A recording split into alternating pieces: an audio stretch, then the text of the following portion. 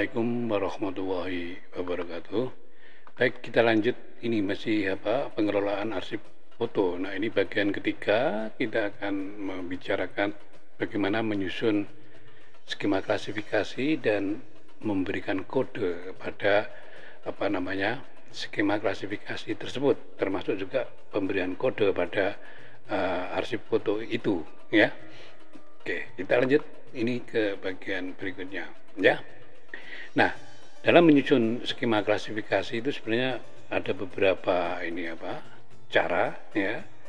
Paling tidak ini ya, ada 3 cara ya, minimal. Yang pertama yaitu mendasarkan pada prinsip asal-usul, principle of provenance. Yang kedua itu mendasarkan pada prinsip aturan asli atau principle of original order. Nah, yang ketiga ini rekonstruksi. Nah, rekonstruksi ini bisa dengan subjek, kronologis, geografis dan lain-lain ya, tergantung dari jenis arsip ya yang kita akan buatkan skema klasifikasinya ya. Nah, skema klasifikasi untuk arsip foto ini digunakan sebagai dasar dalam penataan dan juga nanti dalam menyusun ini model ya. Kita nanti akan menjelaskan 3 model. Sebenarnya banyak model ya, tapi kita hanya 3 model. Nah, yang digunakan di Indonesia di tempat kita itu modelnya ini model daftar kasanah arsip foto. Jadi merupakan daftar ya. Yang model kedua ini yang disebut model katalog, dan yang model ketiga ini loose leaf, lembaran lepas ya. Jadi ada 3 model yang ini nanti digunakan untuk finding aid ya, untuk penemuan kembali arsip foto ya. Oke, nah sekali lagi yang digunakan di tempat kita sesuai dengan peraturan itu hanya ini model yang disebut daftar ya, model ini daftar kasanah arsip foto ya. Itu. Baik, coba kita lihat satu persatu apakah ini prinsip asal-usul bisa diterapkan atau tidak. Nah, ini prinsip asal-usul ya dalam membangun skema klasifikasi yang berdasarkan pada prinsip asal-usul. Nah, dalam prinsip asal-usul ini skemanya seperti ini ya. Jadi ada institut, collection, grouping dan single item atau grouping ya. Kalau single item ini satu lembar foto, kalau grouping ini biasanya satu seri ya yang menggambarkan satu peristiwa dan seterusnya. Nah, kalau kerangka ini kemudian diterapkan di dalam satu organisasi, misalnya ini contoh saja ya. Ini misalnya di Fakultas Ilmu Budaya Universitas Gadjah Mada. Ini kan ada ada dekan, wakil dekan ya, wakil dekan 2, wakil dekan 1 dan seterusnya ya. Ini mempunyai tugas masing-masing. Kita contohkan yang ini wakil dekan 3. Nah, di antara tugas dan kewenangan wakil dekan 3 ini adalah ada banyak bidang ya. Misalnya di bidang ini kesenian ya, termasuk juga kesenian dari mahasiswa ya, organisasi mahasiswa ini. Nah, di dalam kesenian itu ada banyak ya, ada banyak. Misalnya ini contoh ketoprak lesung ya, yang ada di Fakultas Ilmu Budaya UGM. Kemudian ada macam-macam, ada keroncong macam-macam ya, misalnya begitu. Nah, di dalam ini ketoprak lesung ini pernah dipentaskan ya di banyak tempat. Misalnya ini pernah dipentaskan pada Hari Kartini, atau pernah dipentaskan pada tanggal 17 Agustus, atau pernah dipentaskan pada Dies Natalis Universitas, misalnya begitu ya.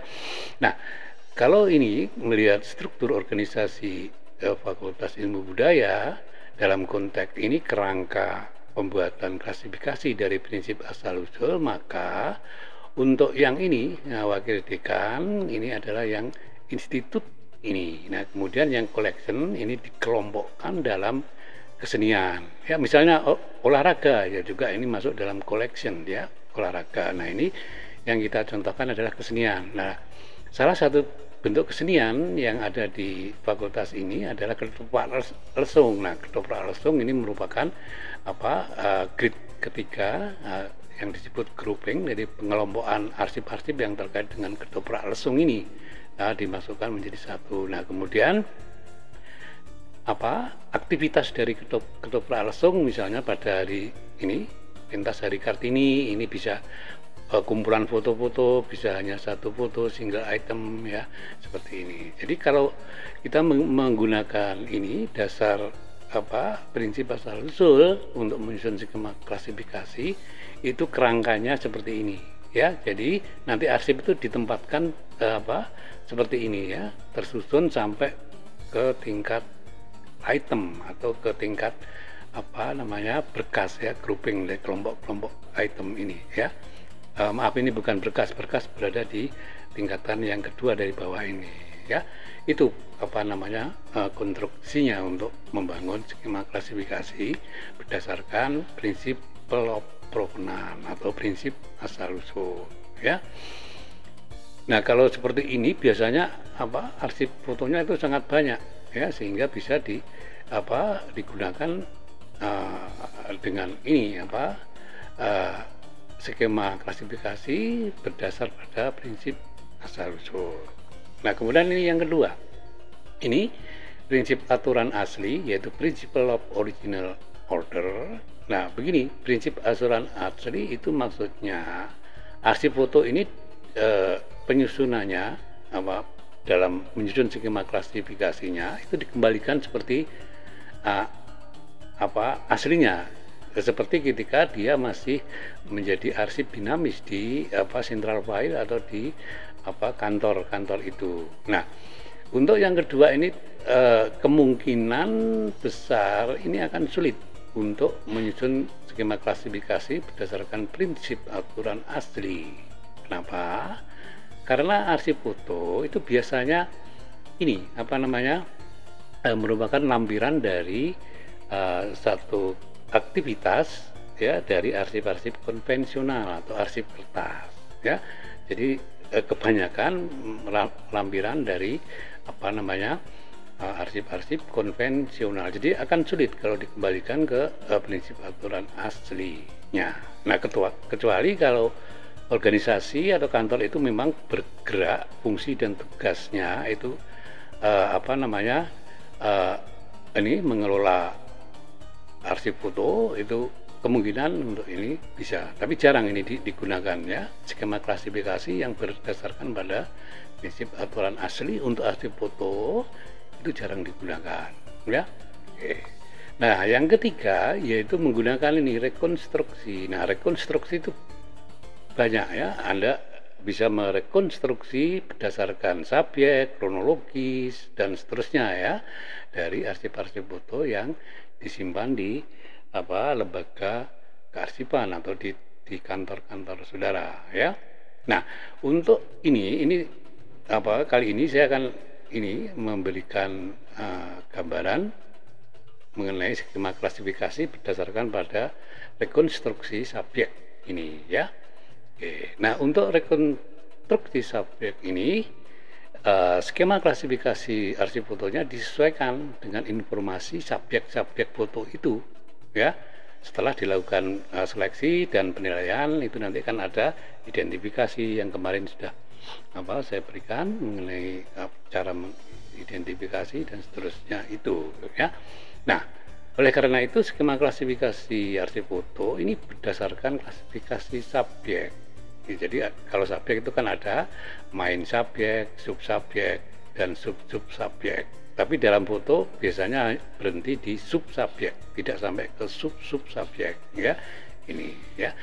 Nah, ini mungkin contoh berikut. Nah, ini adalah contoh bagaimana skema klasifikasi yang menggunakan sistem subjek. Ini ada dua contohnya. Ini yang pertama ya, ini kode main subjeknya, ini OA, ini official archive. Kemudian main subjeknya ini OA, ini official archive. Kemudian sub subjeknya ini kerjasama, kodenya nanti kita sampai juga ke bagaimana mengkode ya, memberikan kode ini ya, baik itu di arsip fotonya maupun di skema klasifikasinya ini ya. Ini misalnya sub subjeknya kerjasama, ini diberi kode OK.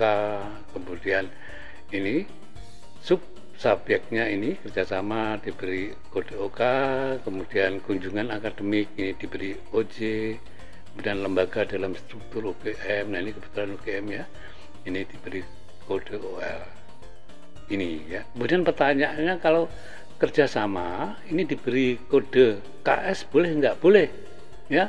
Pengkodean ini asalkan kode-kode ini tidak sama dengan kode-kode yang lain ya, boleh ya, terserah ya. Ini sebenarnya bebas, tidak harus pakai OK ini ya. Kalau menggunakan OK ini kan menganut pada ini, main subjeknya ini kan official archive, jadi arsip-arsip resmi ya. Ini maka kalau kerjasama kemudian ditambah K. Kalau Anda mau menggunakan ini KS juga boleh ya, yang maksudnya kerjasama, asalkan kode KS ini tidak dipakai di kode-kode yang lain ya. Ini ya, ini cara membuat kode klasifikasi di arsip foto. Apakah kode klasifikasi arsip foto itu dibuat kode klasifikasinya dulu, atau berdasarkan nanti identifikasi arsip foto baru dibuat kode klasifikasinya ya. Nah, sebaiknya dibuat sesudah semua arsip foto itu diidentifikasi, baru nanti kita akan jelas membuat kode klasifikasinya ya. Kalau dibuat kode klasifikasinya nanti kalau ada arsip foto yang tidak ada, misalnya personal dan tokoh, misalnya tidak ada arsip foto mengenai ini akan kosong ya. Itu jadi sebaiknya skema klasifikasi ini dibuat setelah semua arsip foto di kantor, di lembaga itu diidentifikasi, baru dibuatkan skema klasifikasinya. Nah, kalau nanti ada foto baru, itu bisa ditambahkan di bagian mana misalnya? Misalnya sudah ada main subjeknya, tinggal tambahkan di bawahnya. Kalau belum ada main subjeknya, dibuatkan main subjek lagi di bawahnya. Ini ya, begitu caranya. Oke, baik, kita lanjut. Nah, ini penyusunan skema klasifikasi. Nah, ini penyusunan ini dibuat untuk ini menggolongkan arsip-arsip berdasarkan persamaan dan kaitan dengan arsip foto yang lainnya. Nah, untuk arsip foto yang sudah ada kode klasifikasinya, ini akan memudahkan kita dalam menyimpan arsip di box, amplop, box, kemudian di rak, dan akan memudahkan penemuan kembali ya. Nanti kode klasifikasi ini akan muncul di finding aid ya, 3 finding aid tadi, register, daftar, katalog, kemudian leaf, loss ya, jadi loss leaf, jadi lembaran ya. Itu nanti akan muncul kode-kodenya ini ya. Kemudian ya, ini tadi kode klasifikasi disesuaikan dengan subjek atau topik ya. Nanti setelah diidentifikasi semua arsip foto itu akan diketahui topiknya ya, topik A, B, C, D. Nah, nanti disusun berdasarkan topik itu menjadi skema klasifikasi. Nah, ini. Nah, untuk main subjek ini bisa disingkat dari kata subjeknya, misalnya kerjasama, itu bisa KS, atau menggunakan induk mainnya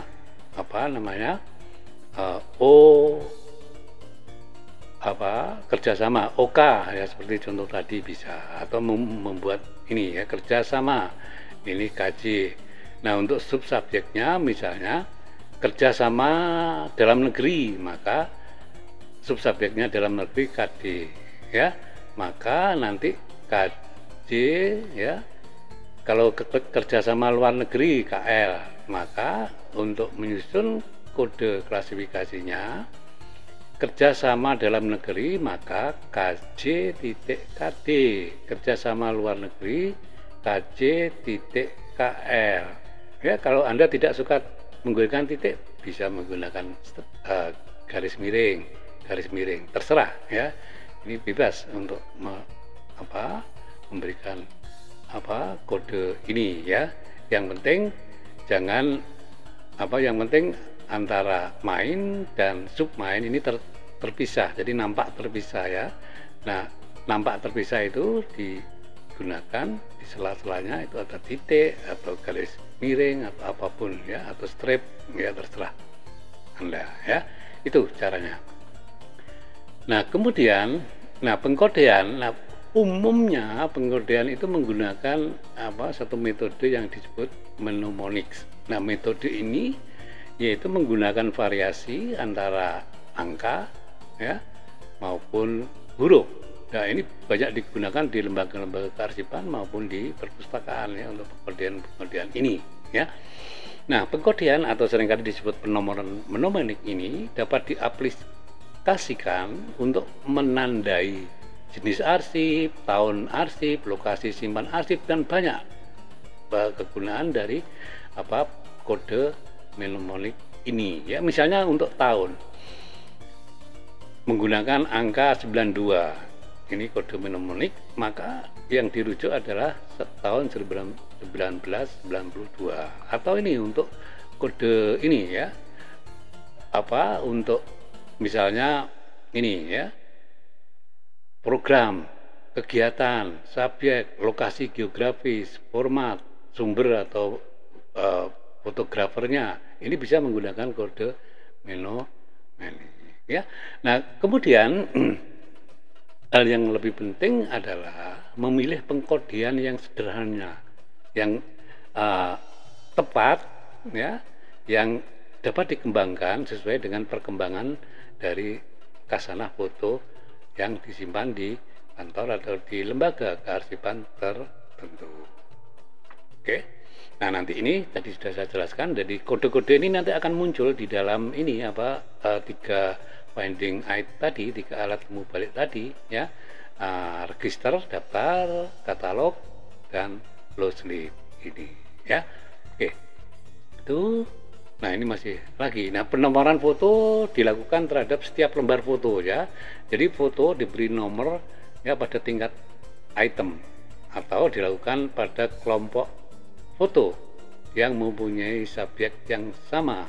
Nah, biasanya penomoran pada tingkat kolektif ini dilakukan apabila kalau di tingkat item lembar foto itu tidak semuanya bisa dideskripsikan ya. Sekelompok foto dalam satu kegiatan ya, yang sebagian dari foto-foto itu tidak bisa dideskripsikan, maka dibuat ini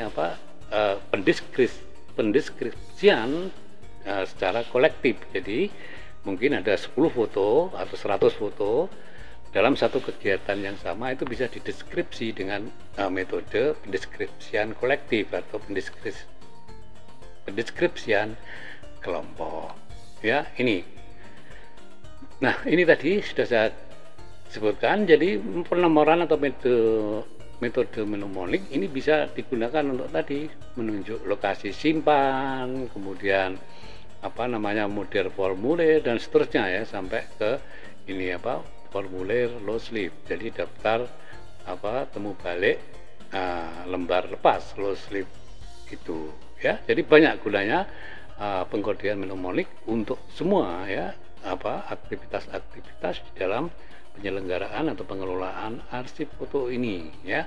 Oke. Nah, ini contoh pengkodean. Jadi ini pengkodean di tingkat item foto dari lembar per lembar. Ini misalnya AF garis miring OA titik OK garis miring 1980, ini 1A.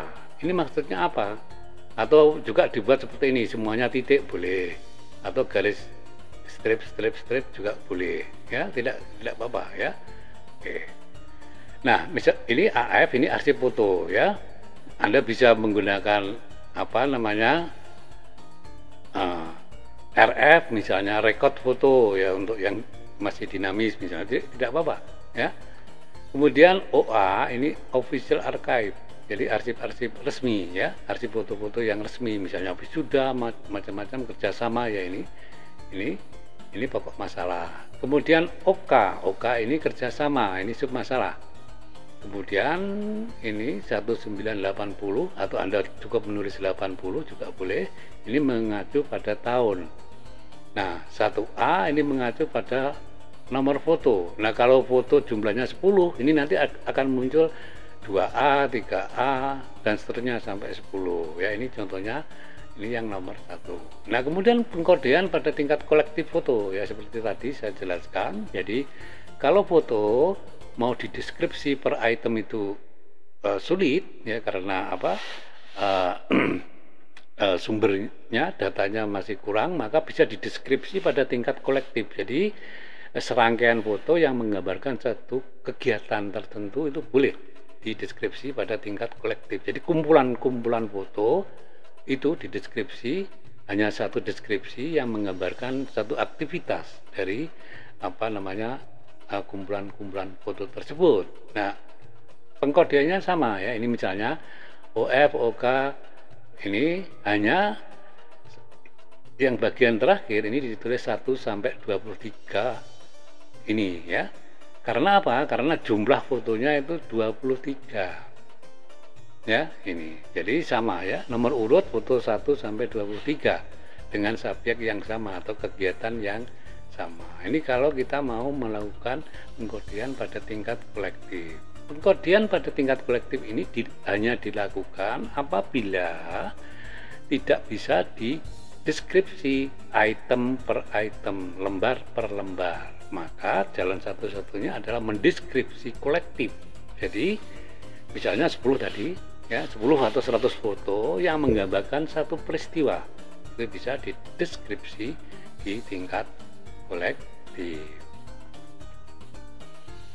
Nah, ini juga contoh penomoran mnemonik untuk log SIM, lokasi simpan. Ya, ini misalnya AP1.R1.B.OA1. Ini maksudnya AP, ini lemari arsip foto 1. Nah, kalau di dalam ruangan penyimpanan arsip foto itu ada 10 lemari, maka nanti ini akan juga AP1 sampai AP10. Nah, ini rak. Ini urutan rak ke-1. Jadi di dalam lemari arsip foto itu kan ada ya urutan rak 1, rak 2, rak 3 sampai habis ini. Nah, B ini box.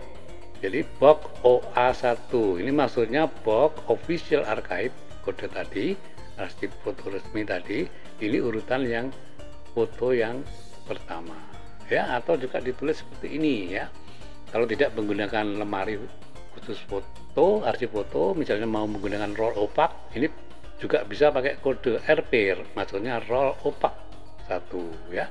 Kalau di dalam satu ruangan ada 3 roll opak, maka nanti ini akan muncul roll opak 1, roll opak 2 sampai roll opak 3. Nah, yang berikutnya sama. Roll opak itu kan di dalamnya ada rak juga ya. Rak 1 sampai 6 kalau nggak keliru. Boxnya itu nanti ada beberapa box ya, satu rak itu mungkin 5-6 box. Nah, kalau turun ke bawah itu sampai berapa? 30 kalau nggak keliru ya. Jadi begini cara memberikan nomor dengan metode mnemonik. Oke, saya kira itu untuk materi yang ketiga ini. Terima kasih. Assalamualaikum warahmatullahi wabarakatuh.